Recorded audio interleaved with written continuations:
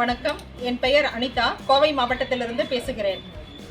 முதல்வர் ஸ்டாலின் ஐயா அவர்களுக்கு இந்த தேர்தல் பிரச்சார நேரத்திலேயே எங்கள் கோரிக்கைகளை, பழைய கோரிக்கைகளை நான் முன்வைக்கிறேன்.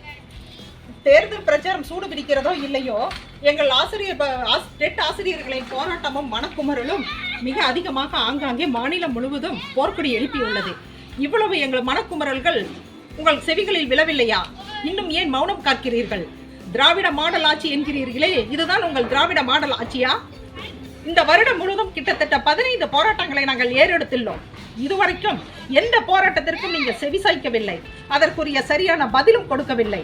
போலீசாரை விட்டு எங்களை விரட்டி அடித்ததுதான் மிச்சம். நாங்கள் அவமானப்பட்டு திரும்பி வந்ததுதான் மிச்சம். என்னை போன்ற பெண்களும் குடும்ப நபர்களும் தங்களது வாழ்வாதாரத்தை இழந்து கிட்டத்தட்ட 2013 2014 வரை இந்த 11 ஆண்டு காலம் நாங்கள் படாத பாடு இல்லை. வாழ்வாதாரத்தை இழந்து தவிக்கிறோம். எங்கள் குடும்பத்தை காப்பாற்றவோ, எங்கள் பிள்ளைகளை வழிநடத்தவோ எங்களுக்கு வருமானம் இல்லாமல் நாங்கள் தத்தளித்துக் கொண்டிருக்கிறோம். நீங்கள் சென்ற சட்டமன்ற தேர்தல் வாக்குறுதி என்ன கொடுத்தீர்கள்? நான் ஆட்சிக்கு வந்தால் நியமன தேர்வை ரத்து செய்வேன் என்று சொன்னீர்களே, உங்களோட வாக்குறுதி எங்க போனது? இதே அதிமுக ஆட்சி ஏற்படுத்திய அதே நியமன தேர்வை தானே நீங்கள் வழிநடத்துகிறீர்கள். எதற்காக இந்த பொய் வாக்குறுதி கொடுத்து ஆட்சியை பிடித்தீர்கள்? திரும்பவும் இதே பொய் வாக்குறுதியா? இப்பொழுது என்ன சொல்கிறீர்கள்? நாடாளுமன்ற தேர்தலில் எங்களை ஜெயிக்க வச்சால் நான் உங்கள் கோரிக்கைகளை வலியுறுத்துவோம் அப்படிங்கிறீங்க, நிறைவேற்றுவோம் சொல்றீங்க. இப்போ ஆட்சியில தான் இருக்கிறீங்க. எங்களை கோரிக்கைகளை நிறைவேற்றி விட்டு நாடாளுமன்ற தேர்தலில் வெற்றி பெற வேண்டியது தானே? எங்கள் வாக்குறுதிகளை பெற்றுக்கொள்ள வேண்டியது தானே? எதற்காக இந்த ஏமாற்று வேலை? இதே வாக்குறுதியை அன்றும் சொன்னீர்கள், இன்றும் இதே வாக்குறுதியை தான் கொடுக்கிறீர்கள். இதில் என்ன ஒரு நிலைப்பாடு? ஒவ்வொரு ஆட்சியாளர்களும் தங்களுக்கு தேவை போல ஜீவாவை மாற்றிக்கொண்டே இருந்தால் மக்களின் நிலைப்பாடு என்ன? நீங்கள் கொடுத்த வாக்குறுதி தான். எதற்காக எங்களுக்கு இலவச அறிவிப்பை கொடுக்கிறீர்கள்? ஒரு வேலை வாய்ப்பை கொடுத்தால் அந்த குடும்பத்தில் இருக்கிற நபர்கள் வாழ்வாதாரம் மேம்படையும். நாங்கள் கேட்டோமா இலவச பஸ் பாஸை? இது வாக்குறுதியில் நீங்கள் சொன்னீர்களா? மகளிர் உரிமை தொகை கொடுத்தீர்களா? அதுவும் அனைவருக்கும் சரிசமமாக வந்ததா? எதற்காக இந்த வாக்குறுதிகள்? நீங்கள் கொடுத்த வாக்குறுதியை முதலில் நிறைவேற்றுங்கள். அதைத்தானே ஆரம்பத்திலிருந்து சொல்கிறோம். நியாயமான முறையில் தான் எங்கள் கோரிக்கைகளை நாங்கள் உங்களிடம் கேட்டு போராடி கொண்டிருக்கிறோம். இதுவரைக்கும் செவிசாய்க்கவில்லை. திராவிட மாடல் ஆட்சி என்கிறீர்கள், அதற்கு அர்த்தம் என்ன?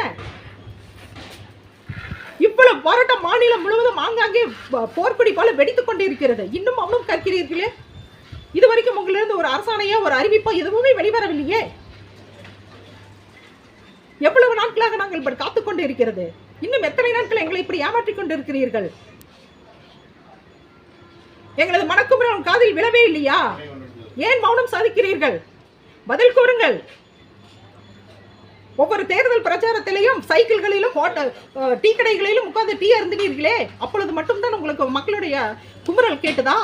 இன்னைக்கு போராட்ட காலத்திற்கு ஒரு நாள் கூட நீங்கள் வரவில்லையே. வரவில்லை என்றாலும் பரவாயில்லை, அதற்கான பதிலும் வரவில்லையே.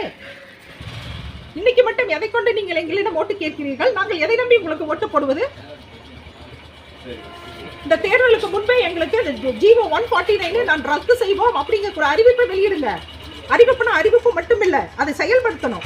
வாக்குறுதினா வாக்குறுதி மட்டுமே இருக்கக்கூடாது, அதை நடைமுறைப்படுத்துங்க. நீங்க நடைமுறைப்படுத்துங்க. இந்த நாடாளுமன்ற தேர்தலில் எங்கள் வாக்குகளை நாங்கள் அள்ளி வீசுகிறோம். எங்களை சார்ந்த ஆசிரியர்கள், எங்கள் குடும்ப நபர்கள், எங்க சுற்றார் உறவினர் அனைவருடைய வாக்குகளையும் பெற்றுத் தருகிறோம். எங்களுக்கு உறுதியளியுங்கள், கேரண்டி கொடுங்க. நீங்க எந்த ஒரு நிறைவேற்றுதல் வாக்குறுதி நிறைவேற்றலும் இல்லாமல் இப்படி நாடாளுமன்ற தேர்தலில் மட்டும் வாக்களியுங்கள், வெற்றி பெறுவீங்கள், இது எந்த விதத்தில் நியாயம்? அதனால் கலைஞர் ஐயாவினுடைய ஒரு மேல் இருந்த நம்பிக்கையின் பேரில் தான் உங்களை நாங்கள் ஓட்டு போட்டு ஜெயிக்க வச்சோம். அதே அவருடைய மகன், அதே போல நீங்களும் எங்களுக்கு நல்லது செய்வீர்கள் அப்படிங்கிற நம்பிக்கையில தான் இருந்தோம். ஆனா அவருடைய செயல்பாடுகளில் 1% கூட நீங்க செய்யவில்லை. ஏன் உங்களுடைய அந்த திராவிட மாடல் அப்படிங்கக்கூடிய அந்த சீனியாரிட்டி ஏன் இல்லாம போச்சு? சீனியாரிட்டி பிரகாரம் போட வேண்டியது தானே? அப்படி போட்டிருந்தாலும் எத்தனையோ பேருக்கு வேலை கிடைச்சிருக்குமே. இதே அதிமுக ஆட்சி என்ன சொல்லி ஏமாற்றியது அதைத்தானே நீங்க வழி நடத்துகிறீர்கள். இதற்கு பதில் சொல்லுங்க. ஏன் மௌனம் காக்குறீங்க? எத்தனை பேர் பொதுச் செயலரும் என்னைக்கு எங்களுக்கு விடிவு காலம் பிறக்கும்? இப்படியே கடந்து நாங்கள் சாகட்டுமா? நீட் எதிர்ப்புல மாணவர்கள் தற்கொலை பண்ணிக்கொண்ட மாதிரி நாங்களும் ஆசிரியர்கள் தூக்கப்பட்டு தற்கொலை செய்து கொள்ளட்டுமா?